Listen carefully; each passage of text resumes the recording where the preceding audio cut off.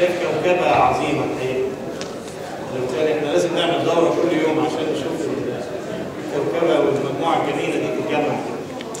بس انا فوجئت بحاجه الحقيقه غريبه جدا، فعشان كده عايز ابتدي بيها اللقاء ده، وانا مش هطول عليكم لان انا عارف ان انتم مجهدين قد ايه.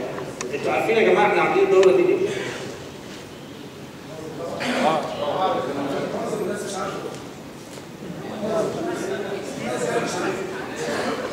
طب عرفتوا؟ طبعا. عرفتوا؟ تمام. طب اسمحوا لي ان الحقيقه الهدف من اللي احنا بنعمله ده، الدوره دي غير تقليديه. بمعنى ايه؟ احنا مش جايين عفوا ان احنا جايبين مدربين يعلموا حد، احنا جايين نتعرف على بعض. انا بتصل بيك والله. وجايين ندرس مشاكلنا. وجايين نعرف هنحلها ازاي. سيبها عند بتاع الامن. وفي بعد اجتماعي اخر انتوا يعني ارجو ان انتوا تكونوا خدتوا بالكم منه. فين هنا؟ هنا فين؟ فين الاقصر؟ فين سينا؟ فين المنيا؟ اسكندريه؟ عندنا الصيف ساعات. وش صايم؟ صايم. وصلت له صايم. هو الخط واحد يعني دي جنب حد في السكه فبيقدش في البيت. الحقيقه هي القصه مقصود بيها ان احنا نبتدي نتكلم مع بعض يا جماعه. وخلي بالكم ان لازم والعدل بيقول ان احنا لازم ندي كل مكان زي الكشف. مش كده وبس، هناك ضريبه وواجب علينا. انا بتكلم عشان انا راجل قاهري. احنا علينا ضريبه كبيره جدا.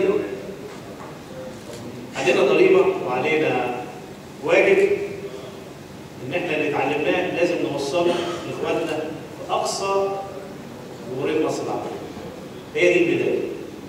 طبعا في ناس تقول الاتحاد هو ده شغل الاتحاد. هو ده شغل الاتحاد. شغل الاتحاد بيشتغل، وده منظورنا وانا وزملائي في مجلس الاتحاد بيشتغل في خطين متوازيين. القاعده والقمه او التاج اللي احنا بنحطه فوق راسنا اللي هم اولادنا اللي بيشرفونا في بطولات العالم والبطولات الدوليه. ولكن مش هننسى ابدا الناس اللي ليها فضل على اللعبه، اللي بتطلع في النجوع والقرى والمدن النائيه او القريبه عشان في النهايه تفرغ وتجيب ابطال يشاركوا في هذا. انا متاكد ان في الصعيد وفي سينا وفي الاماكن دي في ابطال، ولكن هم معدن نفيس مدفون تحت الارض لسه ما طلعش. وواجبنا ان احنا نوصل لهم لغايه عندهم. بس انا عايز اقول حاجه، ويمكن انا قلتها لبعض الزملاء. احنا هنروح لكم، بس زي ما احنا بنمد ايد لازم تمدوا ايد. تمام؟ زي ما هنعطي يعني واحد صحيح، لازم انتوا كمان تبذلوا مجهود واحد صحيح. لان انا شخصيا انا راجل صعيدي. انا الحقيقه يعني بقولها لكم اهو، والصعايده قاعدين معايا، انا مستاء جدا لمستوى الكاراتيه في السنه. ولا بد ان انتوا تلحقوا بالقطار يا مصر يا جماعه. الكاراتيه عالمي. مصر الناس بتيجي عايزه تتعلم الكاراتيه بتاع مصر ده شكله ايه. عشان كده انا لما كنت جايب لكم الراجل التركي، انا مش جايب التركي ده علشان يعلمه. ويمكن الزملاء الافاضل اللي كانوا موجودين وقائمين على البطوله استلموه. انا قلت لهم الراجل ده جاي للمشاركه ويقف. اذا ما كانش جنبي ممكن يبقى ورا كمان المدربين بتوعنا. لان انتوا راس براس مع ايه؟ احنا ابطال عالم وهم ابطال عالم. والناس الثانيه تيجي تقول احنا عايزين نيجي نتعلم ونشوف الكاراتيه بتاع مصر. احنا لينا مهمه بقى في مجلس الاداره وفي الاتحاد دلوقتي ان احنا نبروز انتاجكم وعملكم ده بصوره يصلح ادائها وتعليمها للناس اللي جايه تتفرج عليها. ما هي القصه لو انا عندي بضاعه حلوه ومش عارضها كويس، البضاعه دي مش هيبقى لها قيمه. قيمه الفن بتاعنا ده انه يعنون ويتعمل فيه دورات دوليه، ويبقى عندي ناس بتعمله وناس بتقوله. وعشان الناس دي تقوله لازم نحط ايدينا في ايدين بعض، ويبقى عندي الراجل الفنان اللي بيطلع الكنوز من الملعب، وعندي الراجل الاكاديمي اللي هو فاهم الاصول وفاهم كل حاجه ازاي تتحط في اطار يناسبها ويديها الرونق المناسب بتاعها عشان يبهر بيها العالم. هي دي المرحله اللي احنا داخلين عليها. قطار التدريب وقطار التميز الفني بتاعنا لن يتوقف، واحنا بندعمه من الاول للاخر، وهو ده هدفنا الاساسي. ولكن لازم نشاع على رجوع مصر كلها عن طريق الابطال والمدربين العظام اللي موجودين عندنا. الدوره دي كان لها بعد اجتماعي مهم جدا. احنا طبعا شايفين البلد شكلها، كل واحد يعني بيعمل اللي في دماغه. انا بتمنى ان مجتمع الكاراتيه يا جماعه ما يوصلوش هزل. احنا كل نوايانا هي خير. ممكن نكون احنا بنقصد الخير باشكال مختلفه شويه، يعني كل شيخ وله طريقه زي ما بيقولوا. ولكن احنا بنقعد انا وزملائي. كابتن مصور فين؟ مصور فين؟ انت قاعد هناك قاعد؟ لا انت عارف. مستشار عبد العزيز فين؟ الحقيقه احنا ملناش شغل بكل تفاني، وانا مش بتكلم عن نفسي، انا بتكلم عن زملائي كلهم. ملناش شغل شاغل غير ازاي ان احنا نطور الكاراتيه. هتقولوا لي الكاراتيه متطور، ده كلام طبعا يعني بالظبط كده، ده كلام ناس. انا بقول ان احنا لسه ما عملناش اللي احنا فيه. لا زلنا ما عملناش اللي احنا فيه. لسه عايز اشوف مصر بتجيب 3-4 ميداليات ذهب في بطولة العالم. لسه عايز اشوف المنافسه والتناغم موجود من اقصى مصر لاخرها، وده ما حصلش. وانا مش معقول اهمل كل المجموعه دي. ده شغلنا، وده خطأنا احنا، وده اللي احنا هنصلحه. ارجو ان الدوره دي تكون حققت المبدا ده وتكونوا فهمتوه، لان هو ده الهدف الاساسي. عفوا انا مش جاي اجيب لكم حد يعلمكم، انتوا كلكم ناس على مستوى عالي جدا، وما هياش دوره تقليديه. الدوره التقليديه بندفعكم فيها فلوس. افتكر احنا المره دي كان اصرارنا الشديد ان احنا لازم نلتقي، وانا عارف الظروف دلوقتي. مطلوب منكم شويه حاجات بسيطه. ان شاء الله مش كل الناس هتشارك في المشروع اللي احنا مقدمين عليه، مش هنقدر. ولكن هيبقى في اختيار، والاختيار ده بمعايير معينه من اهمها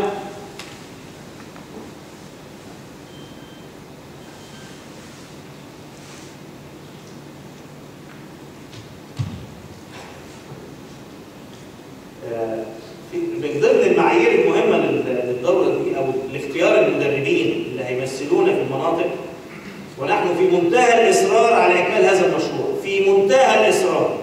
انا بقولها علشان ايه؟ ما حدش يتخيل ان احنا هنمشي خطوه ونرجع خطوتين. في منتهى الاصرار على اكمال هذا الموضوع باذن الله، وربنا يكمله لنا بالخير. لان عايز الاصرار ده يبقى عندكم انتم. لو انا جايب بذره كويسه وبحطها في ارض مش عايزه تستقبلها، تفتكروا هتزرع؟ مش ممكن. فارجوكم على قد ما احنا مصرين عايزين كمان اصرار منكم. والاصرار ده يكون في صوره التعاون، في صوره يعني شحذ الهمم. وانا بوعدكم ان اي مشكله هتكون موجود في منطقه معينه، يعني هنختار مدرب متميز من هم اللي بيطلعوا ابطال عالم ونبعته في منطقه نائيه، نقول مثلا في الاقصر او في اسوان، علشان يبتدي يوري علمه. ومش هيروح على انه هو راجل عالي واحنا عفوا احنا زي ما عملنا في الدوره دي، احنا بنتبادل مع بعض الامكانيات والمعلومات. وبعد كده هذا العلم ينتشر في المكان اللي هو راح. ده مش هيتم الا برغبه شديده جدا في النجاح. من الاقصر، من اسوان، من الوادي الجديد يا حمدي. والوادي الجديد ده يمكن هو يعني اصعب ارض انا يعني اصعب مشكله انا بواجهها لبعد الاماكن. بس صدقني انا بدات اتصالات انت مش حاسس بيها. وانا في مكاني هذا المفروض واجبكم او يعني واجب عليا ناحيتكم ان انا اعمل اتصالاتي بالمسؤولين. فانا بدات فعلا اتصالات بالمسؤولين عشان اعرف ازاي الارض عندكم تبقى خصبه للي احنا بنعمله. ازاي اتغلب على مشكله المسافات البعيده. لان دي ممكن تكون مش في قدراتي انا، ولكن ممكن تبقى في قدره المحافظه. تمام؟ الزملاء اللي كانوا في الاقصر احنا برضه المحافظ عرض انه هيدي تسهيلات كتير، لما كنا في سينا عملنا نفس الشيء. القصه محتاجه شويه مجهود واصرار واستمراريه عشان فعلا بعد شهور تبتدوا تشوفوا هذه النتيجه. النتيجه ايه؟ ان انا الاقي منافسه عاليه جدا في بطوله الجمهوريه. ان انا الاقي ابطالي من الصعيد طالعين من كل مكان. بصوا انا بقولها لكم بكل وضوح وكل صراحه. انا بتكلم عن نفسي بقى، انا هتكلم عن نفسي انا شخصيا. انا مش ناوي على فتره انتخابيه اخرى خالص. وخلي بالكم هذه ليست دعايه انتخابيه. انا بجيبها لكم ببلاطه، وانا اقسمت لبعض الناس ان انا مش نازل انتخابات تاني. فانا خلال ال4 سنوات دول ارجوكم ساعدوني ان نحط البذره دي عشان فعلا يبقى اكملنا، او على الاقل بالنسبه لي انا شخصيا اكون حطيت البذر اللي انا بتمنى احطها. الصعيد مهمل وسينا مهمله، مع ان انتوا اخوات، طول عمركم اخوات وبتشوفوا وبتقعدوا مع بعض، ومع ذلك هناك شغل وهنا شغل. آن الاوان ان احنا نحقق ده، واحنا داخلين بكل امكانياتنا. وبقول لكم اهو، هو ده المشروع المهم بالنسبه لي في الاتحاد. اذا كنا هنأرخ للمنتخب، تاريخ المنتخب انتوا عارفين. والمنتخب مش محتاج غير عدل، والحمد لله عندنا مدربين عظماء بيشتغلوا في الانديه. وبمجرد ان اي لاعب موجود في اي مكان في مصر يعلم انه عنده امل يخش المنتخب ويمثل مصر، بمجرد انه يكسب بعرقه، انا متاكد ان هو ده الضمان ليه. وانا باكد على هذا المبدا، اي لعيب في نجع في القريه في اي مكان هيكسب هنختاره في المنتخب. هيكسب في تصفيات المنتخب، هيسافر ان شاء الله يكسب بطل العالم. ان شاء الله يكسب بطل العالم، كل الناس عارفه هذا الكلام. وهو ده عفوا يعني مع احترامي للجميع، هو ده اللي خلى مصر تكسب. تمام؟ انا يعني اقدر اعرف على الاقل الفتره العمريه بتاعتي 30 سنه اللي انا لعبتهم ولا 35، اقدر اعرف. انا عارف في ناس تقدر تقول قبل كده في 10 سنين انا ما لعبتهمش، لكن اقدر اعرف واعرف الحاجه اللي هتوصلنا دائما للعالميه هي العدل. وانا اضمن لكم هذا الكلام طول ما ربنا يعني كاتب لنا نبقى. انا الحقيقه عايز اشكر جنود مجهولين. طبعا انا بشكركم انتم لان انتم تجشمتوا عناء السفر والاقامه والبعد عن الاهل ووجودكم في الدوره دي، ولكن في يعني جنود مجهولين وراء هذا العمل. والحقيقه هم اول حاجه تبنوا الفكره واقتنعوا بيها وتحمسوا ليها. الحاجه الثانيه اشتغلوا بكل اخلاص، والحقيقه يعني كان جهد مبني وبدون مقابل. وطبعا على راسهم اخويا العزيز الكابتن محمد حسيني، مهندس محمد الحقيقه يعني شغله في التدريب والمسابقات الله يكون في عونه. احنا لسه برضه يا جماعه ما عملناش كل اللي احنا عايزينه، بس اصبروا علينا شويه. اصبروا علينا شويه. في حاجات بتعوقنا ان احنا نعمل كل اللي بنحلم بيه دلوقتي. لكن اوعدكم ان احنا على الاقل من خلال شهور هتلاقوا كل حاجه بتتحسن. والضمان ان احنا دايما بنسمع. وارجوكم اي حد عنده اقتراح لازم يبقى عارف ان صدورنا وقلوبنا مفتوحه ليه. اي اقتراح وباي شكل يتبعت مكتوب على الفيسبوك، بس ارجو بس ان يبقى اللغه تخلي يعني الواحد لا يشيح بوجهه بس يعني اللغه تكون بناءه عشان الواحد يسمعه ويفكر فيه ويقدر فعلا يستغله. لان انا عارف ان كلكم انتوا ايديكم في الارض وايديكم في المشاكل. هنعرفها ازاي الا لو فتحنا قلوبنا ليكم وسمعناكم. كابتن محمد حسيني، الكابتن مصطفى، الحقيقه الاخ الفاضل الكابتن احمد عبد الله، وانا عارف ان عنده ظرف فما قدرش يبقى موجود معانا، ولكن انا عارف ان هو يعني خير من يؤتمن على اللي احنا بنفكر فيه. طبعا الدكتور ابو سماد والدكتور ابراهيم الربياري بافكارهم الحقيقه بيساعدونا، وهم دايما بيتغيروا ورا الستار، ولكن فعلا افكارهم افكار عظيمه. وارجوكم استغلوا هذا الكلام. هؤلاء الناس بيعطوا ومش عايزين حاجه ثانيه. يعني ارجوكم ساعدوهم في ان هم يظهروا ما عندهم.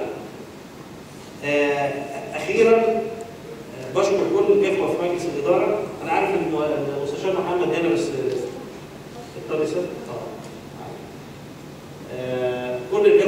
الاداره الحقيقه حاطين ايديهم معايا، مهندس محي، كابتن سيد نصر.